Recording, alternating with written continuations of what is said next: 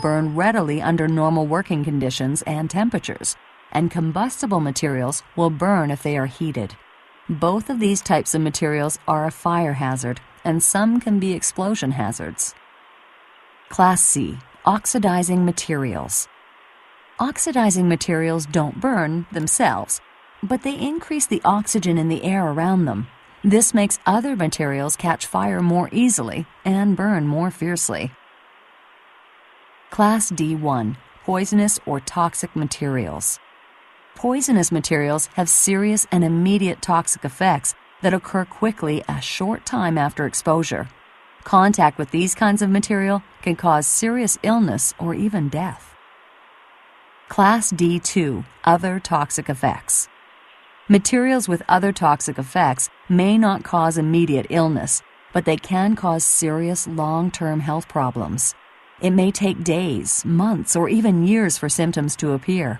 The effects of this kind of substance include respiratory problems, skin and eye irritation, and various forms of cancer. Class D3, biohazardous infectious materials. Biohazardous infectious materials contain live bacteria or viruses that can infect humans and cause serious illnesses.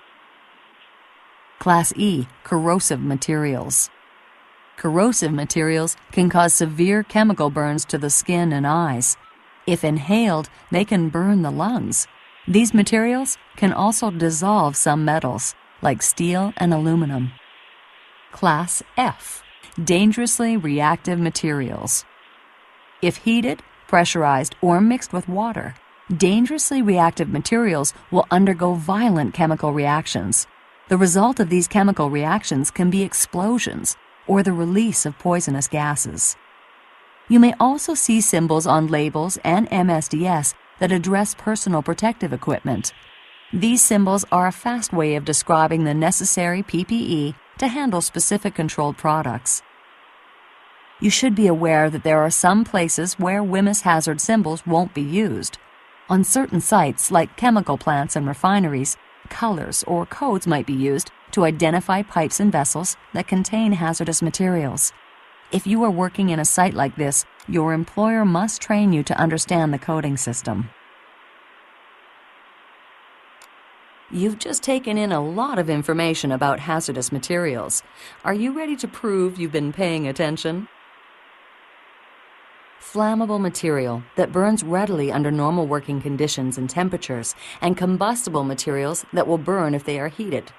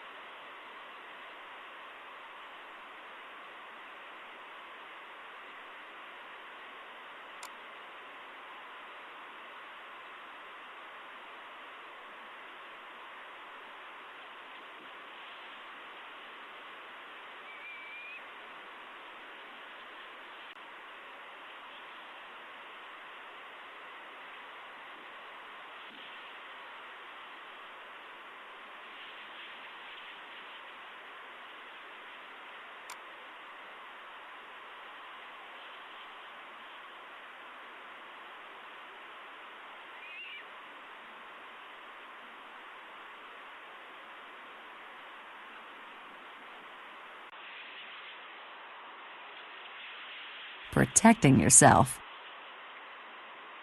Knowing what the hazard symbols mean and how to read the labels keeps you in protect yourself is next.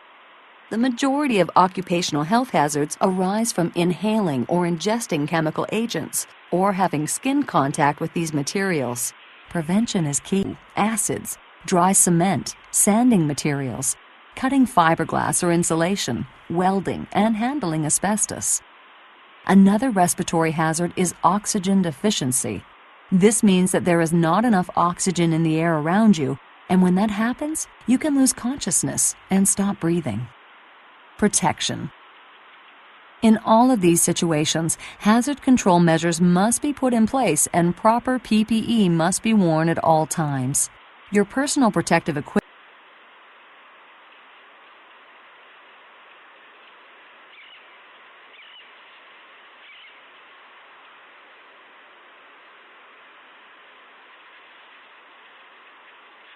and mitigate risks associated with dangerous chemicals. C. To ensure the government is aware of all chemicals being used in the workplace. D. To set standards for the transportation of dangerous goods.